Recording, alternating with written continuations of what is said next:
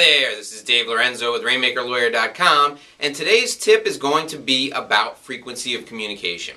One of the most often asked questions that I receive is about how frequently should a lawyer communicate with his or her clients or his or her prospective clients. So let's say you're an attorney and you've given a speech and you have 150, 200 people opt in to receive the information that you just delivered. Those are folks who are going to go on your quote-unquote mailing list. Now they're going to get email from you, they could conceivably get regular mail from you, you could communicate with them under any bar rules, you can communicate with them just about as frequently as you would like, as long as you provide an opt-out option for your communication. Well, attorneys often ask me when they develop databases, when they develop lists like this, how frequently should I communicate with my list, with my database? I'm going to tell you that the frequency of communication really helps to build trust. Think about it. The more often you see someone, the more you get to know them, and when you get to know someone, their patterns and their habits become predictable, and that leads to trust. So you really can't over-communicate with people, especially if you're offering them the opportunity to opt out. So here's the standard, here's the best practice for frequency of communication. And many of you are going to be really surprised by this. What I tell my clients is that if you're providing educational material to your list, to your audience, to the folks who've asked you to provide them with information, if you're providing educational material, you should communicate with them once a week.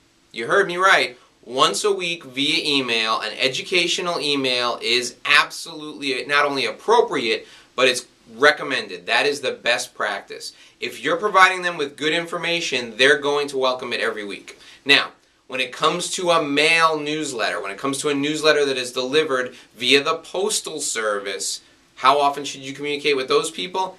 Every month. Every single month, once a month, you have to get your newsletter into their hands. People talk about doing quarterly newsletters, they talk about doing newsletters every other month. I'm telling you, the best thing for you to do, the best practice, is monthly. By the time they get around to reading it, it's time for the next one to come, which is perfect. That's what you want. You want to develop that kind of relationship with the folks in your database. The final question people ask me about frequency of communication is for blog posts. They want to know how often should they be posting to their blog. Look, there are time management issues associated with blogging. Many people say it takes them a lot of time, they can only manage to do it once a week. Great. Once a week is fine.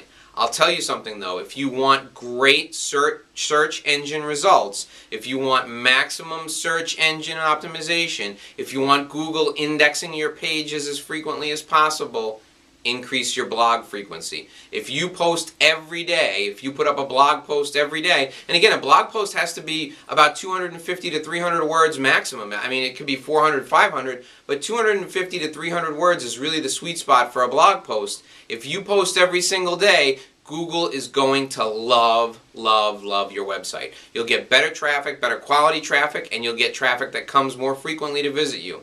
Anyway, that's the frequency sequence. Blog posts, daily. Email, weekly. Newsletter, monthly. Daily, weekly, monthly. Communicate with those frequencies and you'll be glad you did. Your clients will be glad you did too. My name is Dave Lorenzo. You can find more tips just like these at RainmakerLawyer.com. Have a fantastic day.